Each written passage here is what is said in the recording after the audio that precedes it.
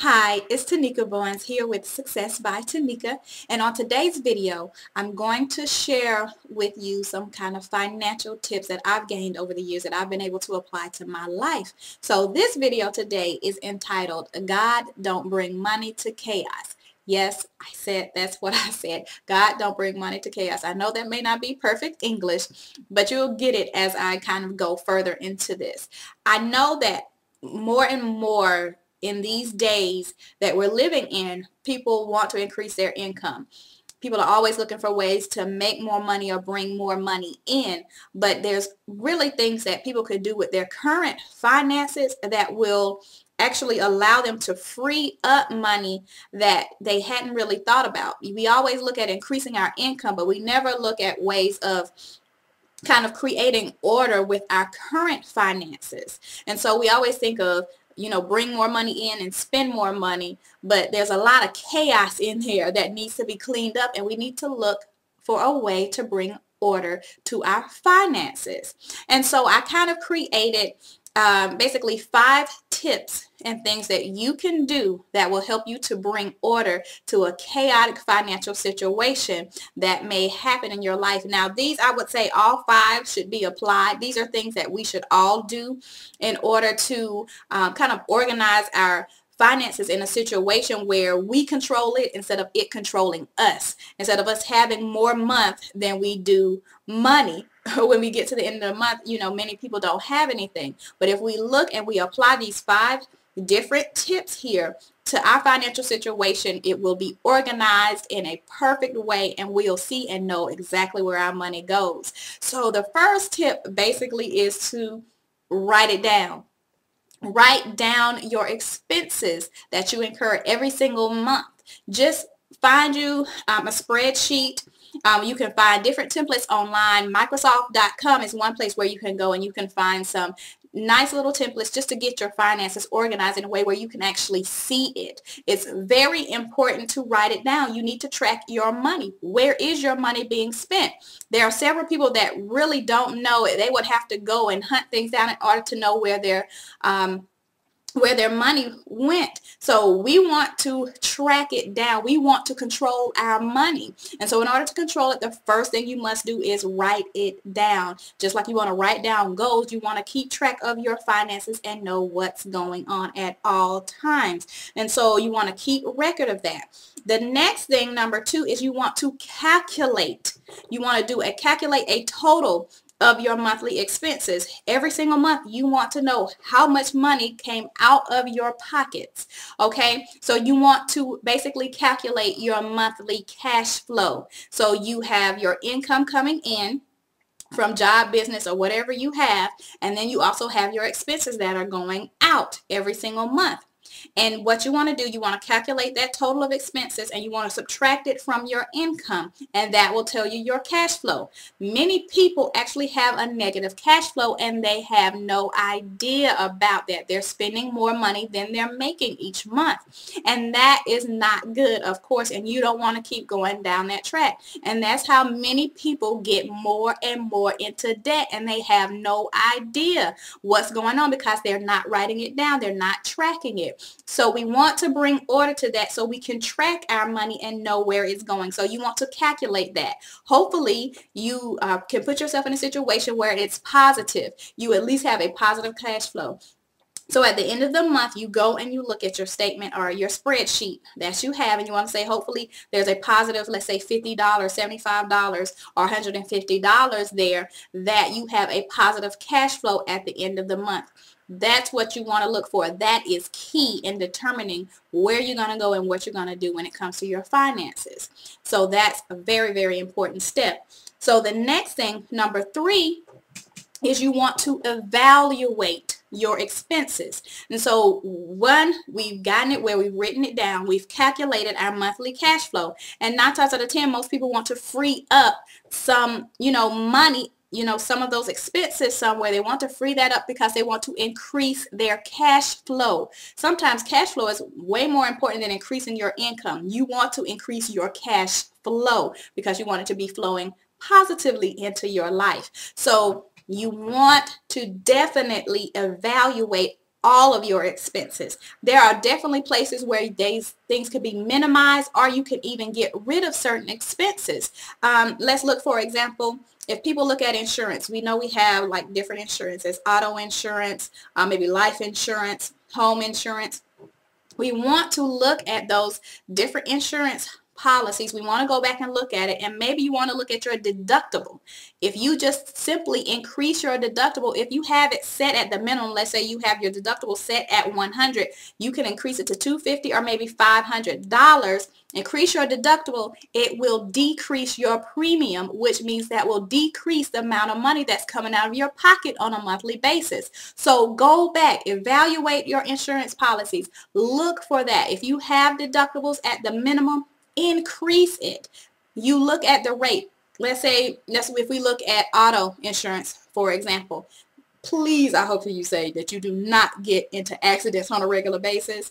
If not, the possibility of increasing your deductible will free up cash that you would otherwise be spending and giving to those insurance companies. You can use that finances and apply it in other ways besides just giving it to that company or giving it to that debt or that credit card.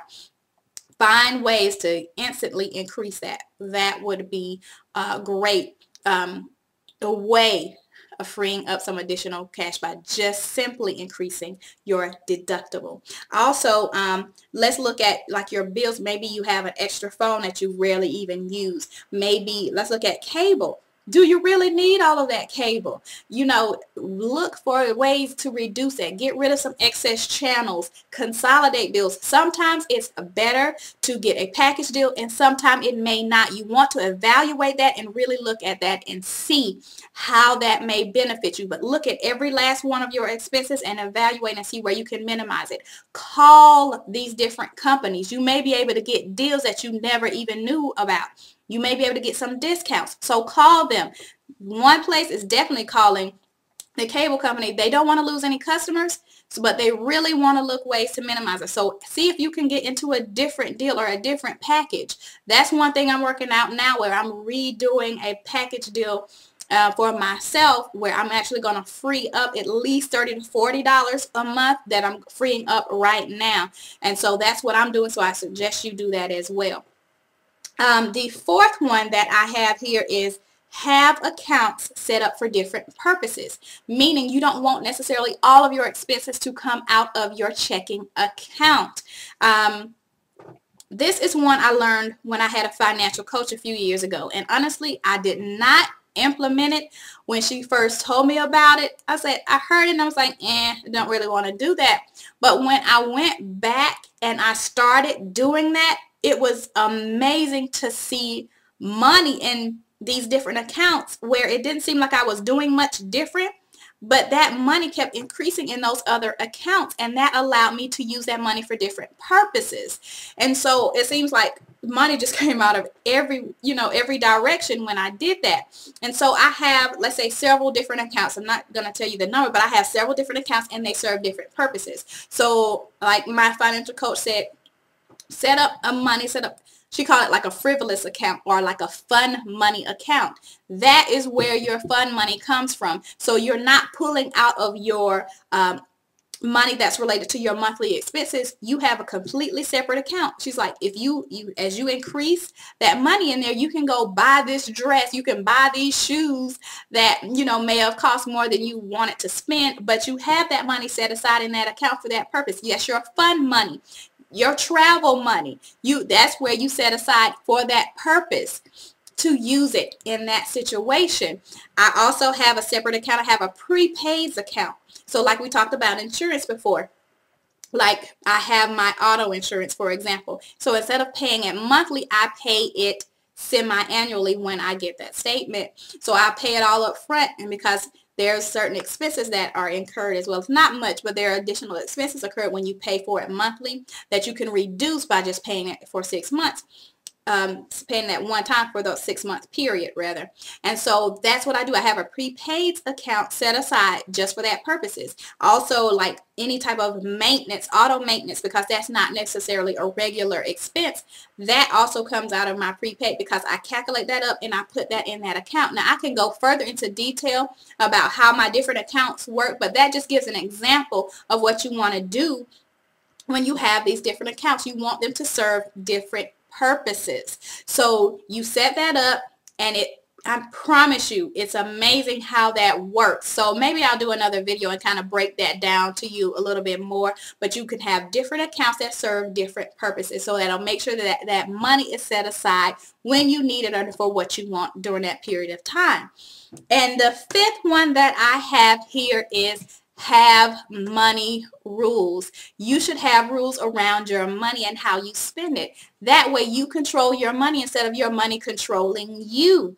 And that brings so much order to your finances. Like I said, you have different accounts. Okay, so you have different financial accounts. Then you go in and you have rules set up around those accounts. Let's say, for example, you want to max out on one account. Let's say you max out at, let's say, $2,500. You max that out. You say, okay, this particular account is going to be no more than $2,500. The bare minimum I'm going to have in there is $500. So that's establishing a rule around that particular account. It's going to be no less than $500, no more than $2,500. When I reach that $2,500, this extra money is going to go over into my wealth account. That's just another one to throw at you. You have a wealth account established. You can have that extra money. Once you meet that goal here for that finances, the extra money goes into your wealth account. Now, another rule people always talk about is paying yourself first. That's a big money rule that you hear about that you can use. Another one, for example, let's say for me in my house, I pay tithes off the top. That's bottom line. That's a money rule, and that does not change for me. So I will pay tithes. I set aside money into a wealth account. I have, let's say, $20 going into one account, $10 going into another account, for example, but there are rules set up around it. It's not complex to do, but it's best that you do it. I promise you, you will see an increase in your cash flow by just doing these simple 5 tips that I gave you to do here today. So I hope that that truly blesses you and allows you to go back and look at your finances and put some order into that chaotic situation so that you may be able to have that income set up for different resources that you can use and that you want to use for your life. So if I can help you any further or you have any questions related to it, just send me an email at the email at the bottom of this screen, or give me a call if you have my contact information. And we will go from there, and so we can apply that to your life, because that is one great way. Instead of necessarily going out to find ways to get another job and do those things, which actually may help you incur more expenses, let's look for ways to minimize expenses. Let's record it. Let's calculate our cash flow. Let's do those things, establish money rules, so that we can have order and so that God can help bring us more money. So I hope that this has helped you a whole lot, and so I will see you in the next video. Okay, you have a great one.